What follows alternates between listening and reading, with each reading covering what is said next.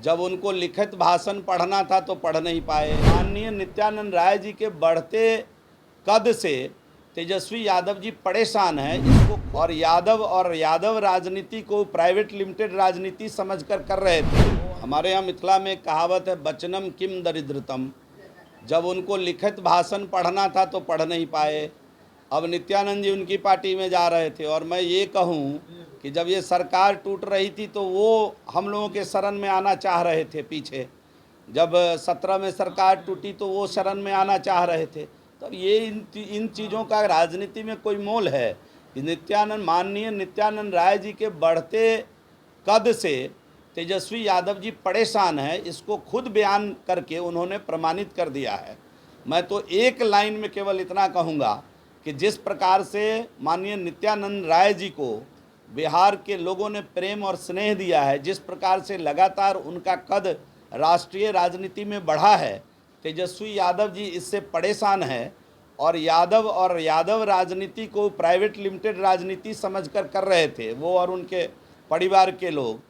उनको तकलीफ हो रहा है कि यादवों के अंदर से भी स्नेह और पूरे बिहार का स्नेह आज माननीय नित्यानंद राय जी को मिल रहा है। इस बात से मुझे ऐसा लगा उनके उस बयानों में कहीं ना कहीं जलन महसूस हो रही है, उनको तकलीफ़ महसूस हो रहा है कि कोई और नेता समाज का निकल कर के पूरे देश में छा रहा है। इस बात की कहीं ना कहीं उनको तकलीफ़ है। और अगर ऐसी कोई बात 18 में माननीय नित्यानंद राय जी ने उनसे किया तो 18 में उनके मुंह में दही जमा हुआ था कि 18 में इसकी चर्चा वो नहीं किए।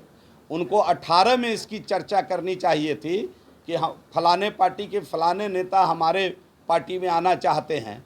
तो समय समय पर मीडिया में किस प्रकार बने रहें और किस प्रकार से सुर्खी बटोरते रहे, ये उनका चरित्र रहा है। उस पर कोई बात करना हम समझते हैं कि उचित नहीं। नहीं, आप पूरे देश के अंदर जहाँ पर एनडीए की सरकार है वहाँ भी, जहाँ एनडीए की सरकार नहीं है वहाँ भी।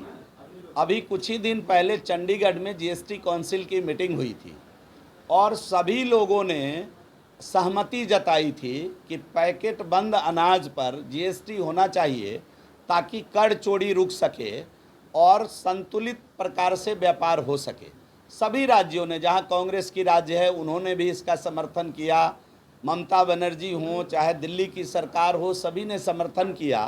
तो आज इसके विरोध का कोई कारण नहीं है, पहली बात। और दूसरी बात कि केवल पैक्ड सील अनाज को ही इस दायरे में रखा गया है, खुदरा अनाज को इससे मुक्त किया गया है। तो आज भी गांव गरीब किसान जो है वो खुदरा अनाज बेचते हैं, खरीदते हैं और खाते हैं।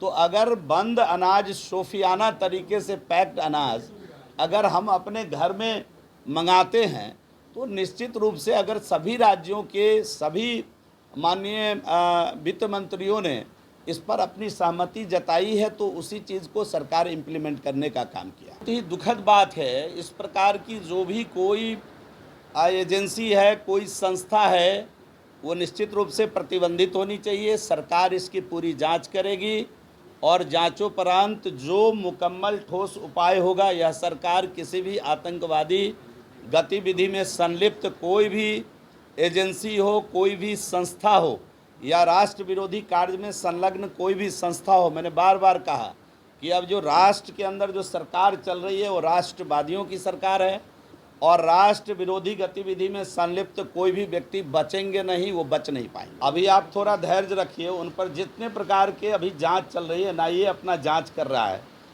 जब देश की सबसे प्रतिष्ठित संस्था इन चीज़ों की जांच कर रही हो तो बीच में किसी प्रकार की बयानबाजी करना उचित प्रतीत नहीं होता है और इससे संबंधित कोई सवाल जवाब उचित नहीं है।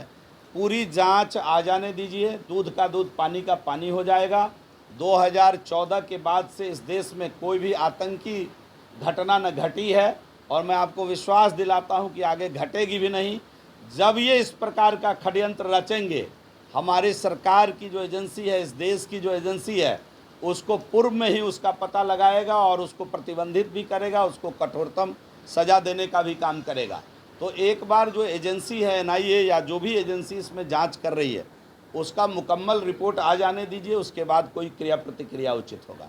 आतंकवादी गतिविधि में जो कोई एजेंसी लगा हुआ है, क्यों पीएफआई, क्यों एसडीपीआई, जो भी एजेंसी इससे संबंधित कार्य कर रहा है, आतंकवादी गतिविधि में संलिप्त है या फिर कोई राष्ट्र विरोधी कार्य में संलिप्त है, उनको तुरंत उन पर प्रतिबंध लगा देना चाहिए।